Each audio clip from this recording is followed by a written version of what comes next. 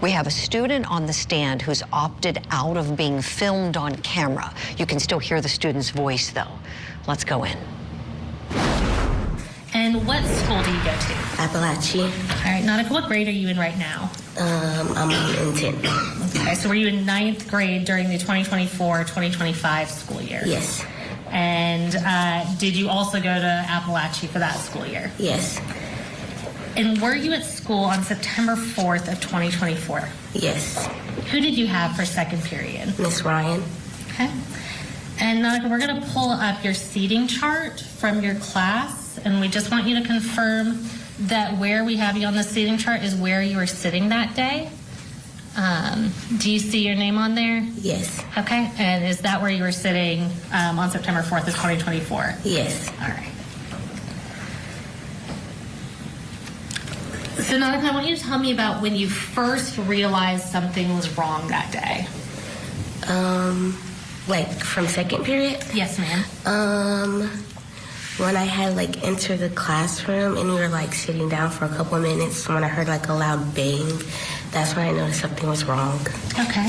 And tell us what you remember seeing and hearing after that first bang.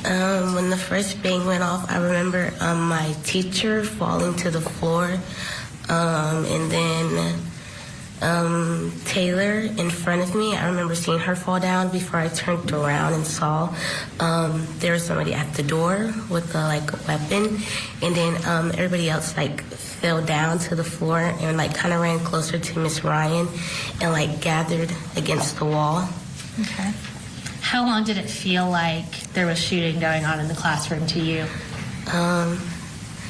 I don't really know. It felt like it was like kind of fast, but at the same point, I felt like we were in there for a long time. Okay. And after it stopped, what do you remember? I remember Miss Ryan pulling me, Natalie, and Melanie to the side of the room and checking us to see if we're okay. And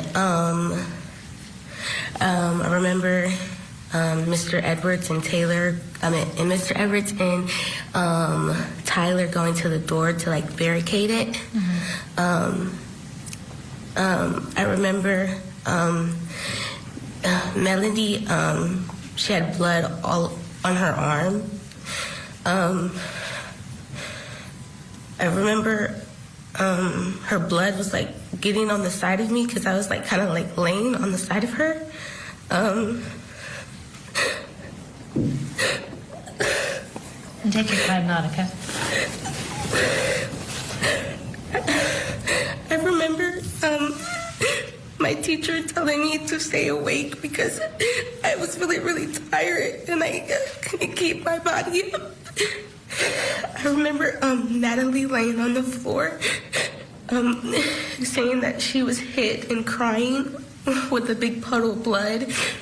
And I remember just really like, I felt like a really hot spot at the bottom of my leg. And then I reached down and noticed that I got hit.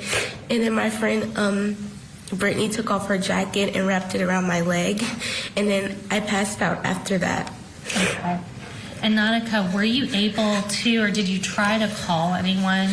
I called my mom a couple times as soon as it happened. Mm-hmm. Our book bags were still at our seats. Usually when we first enter the class, Miss Ryan takes them up and put them behind her desk.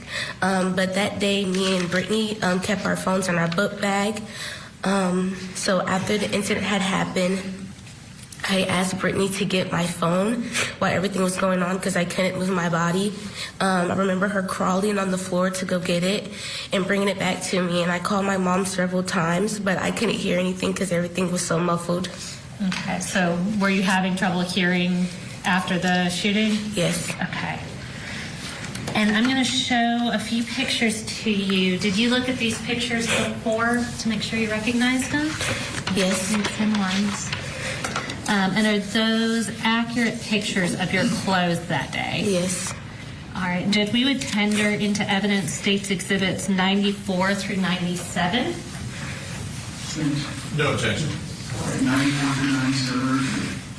All right, and what we're going to do, we're going to pull up versions of that picture on the screen so everybody can see, and we're just going to have you tell us what we're looking at. Those are my jorts. Okay. And did they have to cut those off you when they were providing you medical assistance? Yes. Okay, and we'll show you, and that's 94.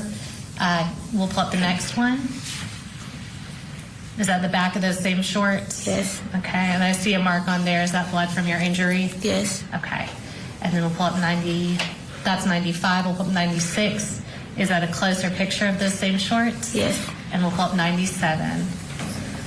And is that the inside of those shorts, that same spot from the injury? Yes. Okay. Oh, what a great witness. This poor child, to have to go through this trauma, work through the healing of the trauma, which is going to be a lifetime ordeal, and then come into the courtroom and be re-traumatized by having to think back to that day, seeing people be shot in front of you. Just think about that. This isn't a battlefield. This child isn't in the military. This is a child going to school, and her classroom was turned into a war zone by this young animal. Let's bring in our legal analyst guest, criminal defense attorney Jessica Mashali. I know she's just as incensed about this case as I am. Jessica, tell me, what's going through your thoughts as you hear this precious little girl talk about what she saw that day?